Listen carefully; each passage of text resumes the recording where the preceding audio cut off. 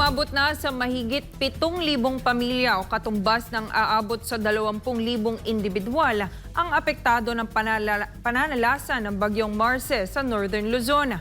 Pinapayuhan naman ng Office of Civil Defense ang publiko na huwag munang magtungo sa nasabing lugar dahil sa nagpapatuloy na operasyon ng mga lokal na pamahalaan. Narito ang balita ni Almar Forzuelo. Nasira ang ilang kabahayan at establishmento sa Barangay Sentro 1, Claveria, Cagayan dahil sa lakas ng hangin na dala ng Bagyong Marce.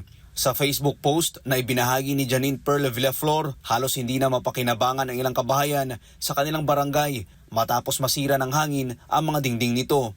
Hindi rin nakaligtas ang mga paaralan sa Cagayan sa hagupit ng Bagyong Marce. Karamihan sa mga eskwelahan sa mga bayang nakaranas ng matinding hagupit ng bagyo ay lubog sa baha at natuklap ang mga bubong ng mga classroom at gym. Humihingi naman ng tulong ang pamilya ng isang residente sa bayan ng Abulog matapos ang kalunos-lunos na trahedyang iniwan ng Bagyong Marce. Matinding pinsala din ang iniwan ng bagyo sa bayan ng Ballesteros, kung saan nasira ang mga kabahayan at ilang mga pamilihan, kabilang ang Ballesteros sa mga bayan sa Cagayan na lubos na nakaranas ng hagupit ng bagyo. Kaugnay nito, personal na ipinamahagi ni Cagayan Governor Manuel Mamba at Retired General Edgar Aguilipay ang iba't ibang tulong sa mga evacuees sa Santa Teresita, Cagayan.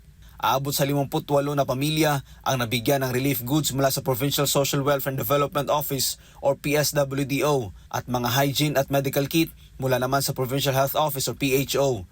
Base sa tala ng National Disaster Risk Reduction Management Council or NDRMC, as of 8 a.m. araw ng Biyernes, umabot na sa mahigit 7,000 pamilya o katumbas ng nasa mahigit 20,000 individual ang apektado ng Bagyong Marce. Aabot naman sa mahigit 200 barangay ang apektado dahil sa sama ng panahon. Pinakamarami sa Region 2 na aabot sa 189. Sumunod ang Cordillera Administrative Region o CAR na may 37 at 13 barangay naman sa Region 1. Sa ngayon, umabot na sa mahigit 3,000 pamilya o katumbas na nasa mahigit 11,000 individual ang pansamantalang sumisilong sa mahigit 100 evacuation centers. Inabisuhan naman ng Office of Civil Defense or OCD ang publiko na ipagpaliban muna ang pagbiyahe patungo sa Northern Luzon dahil patuloy pa ang ginagawang operasyon ng mga lokal na pamahalaan sa mga lugar na lubhang naapektuhan ng naturang bagyo. Para sa Diyos sa Pilipinas, kung mahal Almar Forzuelo, SMNI News.